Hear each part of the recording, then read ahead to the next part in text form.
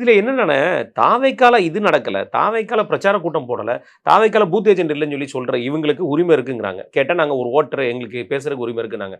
அப்ப நீங்க வாரிசு அரசியல கொண்டு வந்திருக்கீங்க. நம்ம பட்டு பேசினா அது உட்கட்சி பிரச்சனை. அதுல நீங்க தலையிடக்கூடாதுன்னு சொன்னா அது எப்படி? அது அவங்க எல்லாமே அதான். அவங்களுக்கு தனி அசிங்க அசிங்கமா திட்டுவாங்க எடப்பாடிய. அவர் திருப்பிட்டு திட்டினார்னா, ஐயோ! ஐயோ! ஐயோ! நாகரிகம் இருக்கிறதா?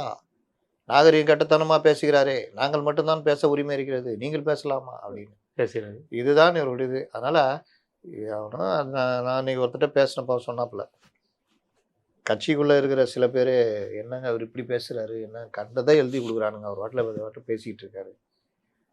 இந்த மாரி தான் பேசினாரு. தொட்டுப்பாரு, சீண்டிப்பாருன்னு. இந்த மாரி தேவையில்லாம ரொம்ப ஓவரா பண்றாரு. தேர்தல் பிரச்சாரம் பண்ணலாம். அதுக்காக இந்த மாரி டீலிமிட்டேஷன் பத்திலாம் பேசிட்டு இருக்காரு அப்படின்னு. டீலிமிட்டேஷன் உடைய மசோதா மட்டும் தான் இப்போ வரப்போகுது. டீலிமிட்டேஷன்ன்றது மக்கள் தொகை கணக்கெடுப்பு பெரிய முடிந்து ப்ராசஸ்.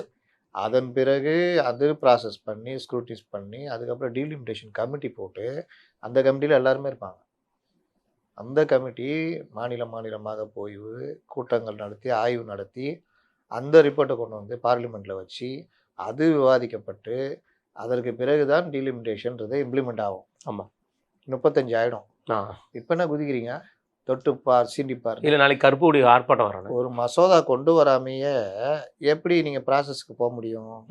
இன்னொருத்தர் பேசுகிறாரு, டீலிமிட்டேஷன் கொண்டு வந்தால்தான் 33% என்று சொல்லுவது எப்படி நியாயமாக? அப்படி சொன்னாங்களா? எங்கேயா சொன்னாங்க?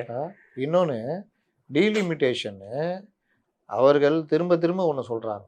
இங்கே பாருங்க, நாங்கள் மக்கள் தொகை அடிப்படையில் பண்ணலை. 888 மெம்பர் ஆக்கணும். அதை நாங்கள் என்ன பண்ண போகிறோம்னா, சமசீராக 50% எல்லா மாநிலங்களுக்குமே. அப்படி வந்தால் என்ன ஆகும்னா, 40 இருக்கிற தமிழ்நாடு பாண்டி 60 ஆகிடும். 85 இருக்கிற ஊபி 121. இந்த மாதிரி தான் ஒவ்வொரு மாநிலத்துக்கும் 50% பரவலாக. இதில் இவங்க